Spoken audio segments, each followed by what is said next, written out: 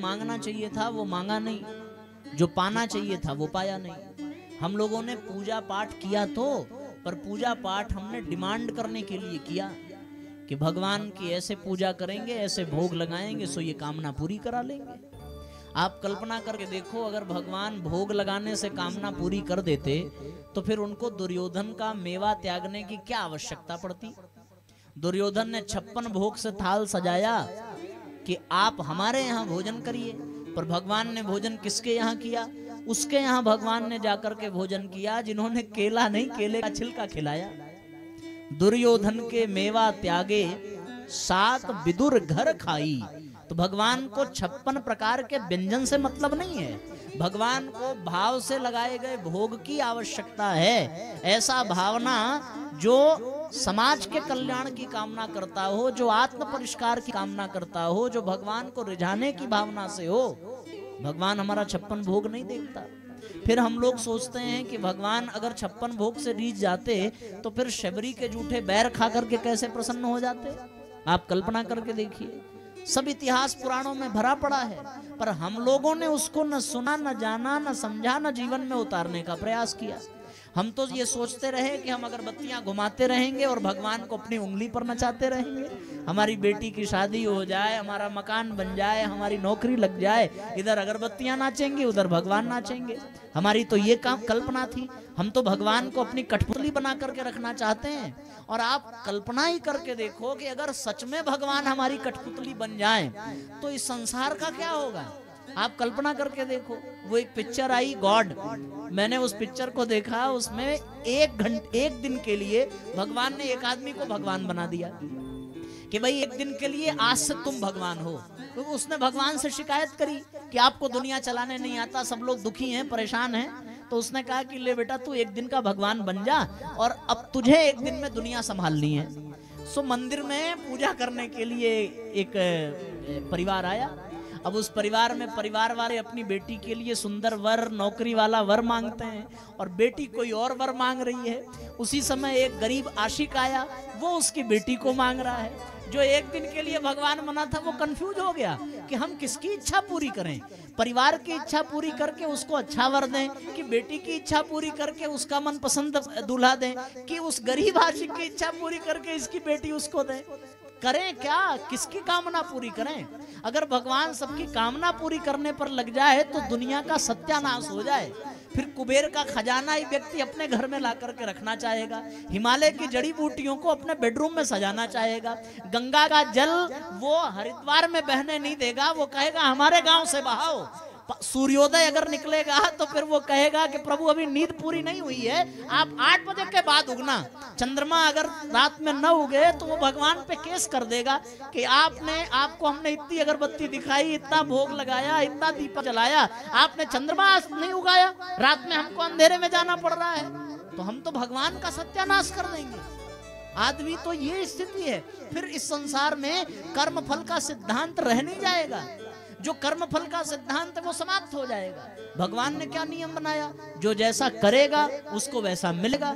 और हम क्या नियम बना रहे हैं कि हम जैसा चाहें वैसा हमको मिले। आदमी की न चाहत कभी कम होती है, आदमी की न चाहत कभी पूरी होती है।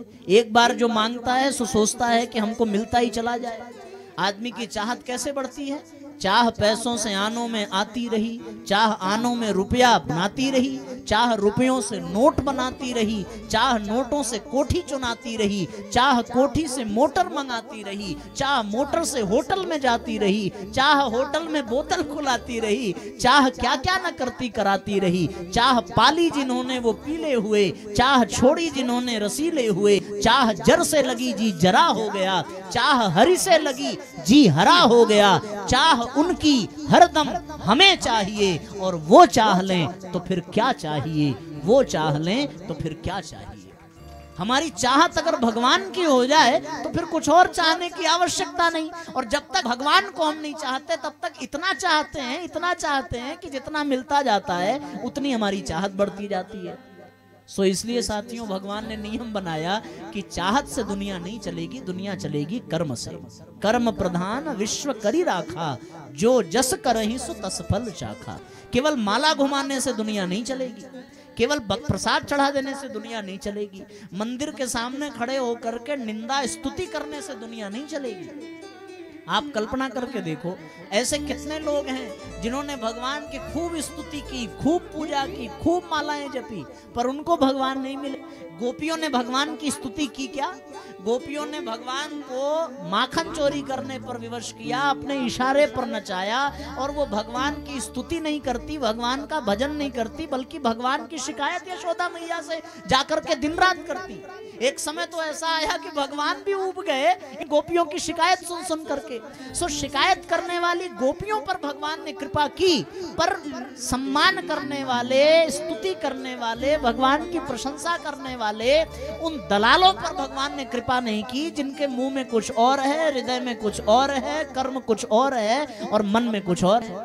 आप कल्पना करके देखो। सो भगवान कृपा उन पे करता है जो अच्छे कर्म करते हैं। गोपियों के भाव कभी दूषित नहीं थे, गोपियों के कर्म कभी खराब नहीं थे, गोपियों का चिंतन खराब नहीं था, वो तो प्रेम में भगवान की शिकायत करती थी। सो शिकायत करने से भगवान कभी घबराते नहीं हैं। भगवान ये नहीं देखते कि हम उनकी निंदा कर रहे हैं, कि हम उनकी प्रशंसा कर रहे हैं। भगवान ये देखते हैं कि इसका कर्म कैसा है, इसकी इच्छा कैसी है, इसका चिंतन कैसा है, इसकी भावना कैसी है, तब जाकर के भगवान की कृपा होती है साथियों। इसलिए हम सबको ये विचार करने की आवश्यकता है कि यदि केवल और केवल पूजा पाठ से ही भगवान प्रसन्न हो जाएं और हमारी सारी मनोकामनाओं को पूर्ण कर दें, तो साथियों अब तक न जाने कितने गरीब अमीर बन चुके होते, कितने अमीर और अमीर बन चुके होते, कितने चोर उचक्के आजकल महल में रहे होते, न कभी कोई जेल जाता, न कभी किसी को फांसी होती, न समाज में कोई दंड व्यवस्था काम कर पाती। बात समझ में आ रही है ना? किसको किसको समझ में आ रही है? हाथ उठाओ जरा, उठाओ तो सही। आया समझ में ना? जिसको ज्यादा समझ में आया दोनों हाथ उठाओ। हाँ, आप लोग समझदार बहुत ज्यादा हैं, ये हमारे लिए गौरव की बात है कि हम समझदारों के बीच में आए हैं। पर आप ये भी मूल्यांकन कर लीजिए कि आप वाली जो पूजा है वो दुर्योधन की तरह 56 भोग लगाने वाली है, या बेवकूफों की तरह भगवान की प्रशंसा करने वाली है, या फिर हमारी पूजा गोपियों की तरह निंदा करने वाली है और विदुर के जैसे, शबरी के जैसे भोग लगाने वाली है। आप कल्पना करके देखो। हम लोगों को पूजा पाठ करना है तो केवल भगवान से अपनी इच्छा पूरी कराने के लिए। हम लोगों को पूजा पाठ करना है तो केवल भगवान को अपना गुलाम बनाने के लिए। हम लोगों को पूजा पाठ करना है तो केवल भगवान को अपनी उंगली पर नचाने के लिए। सो साथियों, बात ऐसी बनती नहीं है। हमें वास्तव में पूजा पाठ के मर्म को समझना पड़ेगा, हमें वास्तव में अध्यात्म के मर्म को समझना पड़ेगा, और अध्यात्म के मर्म को समझ करके ही हम अपने जीवन को धन्य बना सकते हैं। क्योंकि जब तक हम अपनी भावनाओं की संकीर्णता को छोड़ेंगे नहीं, तब तक चाहे जितनी माला फेर लें, चाहे 8 याम पूजा करें, हमें कोई रत्ती भर भी लाभ मिलने वाला नहीं है। पूज्य गुरुदेव ने बड़ा प्यारा गीत लिखा, पर राम की तरह पिता की आज्ञा न माने तो वो पूजा व्यर्थ हो गई कि नहीं हो गई। फिर चाहे जितना भोग लगाइए, हम राम की पूजा करें पर अपनी पत्नी के साथ अपना धर्म न निभा सकें, अपने भाइयों से सच्चा प्रेम न कर सकें, अपने मित्र से मित्रता न निभा सकें, तो राम की पूजा व्यर्थ हो जाती है कि नहीं हो जाती। हम शंकर भगवान की पूजा करें पर समाज के जहर को पी न सकें, परिवार की बुराइयों को पचा न सकें, लोगों की कमियों को छुपा न सकें, तो फिर शंकर भगवान की पूजा का कोई लाभ मिला क्या? हम भगवान शंकर को खूब भजें लेकिन उनकी तरीके से अपने मस्तिष्क को शीतल बना ना सकें, शांत बना ना सकें, तो साथियों शंकर की पूजा व्यर्थ हो जाती है। भगवान विष्णु की पूजा हम करते हैं, सो भगवान विष्णु की पूजा आप करें, भगवान विष्णु का चित्र देखें तो माता लक्ष्मी भगवान के चरण दबाती हैं या भगवान के सिर पे खड़ी रहती हैं? आप देखेंगे तो माता लक्ष्मी भगवान के चरण दबाती हैं। इसका मतलब क्या हुआ? इसका मतलब ये हुआ कि लक्ष्मी यानी धन यानी पैसा भगवान के चरणों में, भगवान के काम में लगाने की आवश्यकता है। और हमने भगवान से जब जब पूजा की तो अपने लिए पैसा मांगा, अपने लिए तिजोरियां भरने की कामना रखी, सो ये पूजा बेकार हो जाती है। ऐसे पूजा, ऐसे पाठ का कोई मतलब नहीं रह जाता। प्रहलाद ने कभी भगवान से ये कामना नहीं की कि मुझे मेरे पिता को आप मिटा दीजिए, मेरे पिता को हटा दीजिए, मुझे बहुत दिक्कत हो रही है, मुझे दूसरा बाप चाहिए, मुझे दूसरा परिवार चाहिए। ऐसा मांगा क्या? कभी मांगा नहीं। तो जब भगवान से जिन लोगों ने नहीं मांगा या ध्रुव ने ही भगवान को प्रसन्न किया, तो क्या उसने अपनी सौतेली माता का बुरा भला चाहा? क्या नहीं चाहा। अगर चाह लेता तो क्या उस मनोकामना से भगवान प्रसन्न होते? कभी प्रसन्न ना होते। भगवान जिस पर कृपा करते हैं उसे भगवान सद्बुद्धि देते हैं, उसे भगवान सद्भाव देते हैं, उसे भगवान सद्ज्ञान देते हैं। मांगना भगवान की पूजा नहीं है, बल्कि भगवान की पूजा है भगवान को देने का भाव रखना। उसको भगवान की साथियों सच्ची पूजा कहते हैं। राम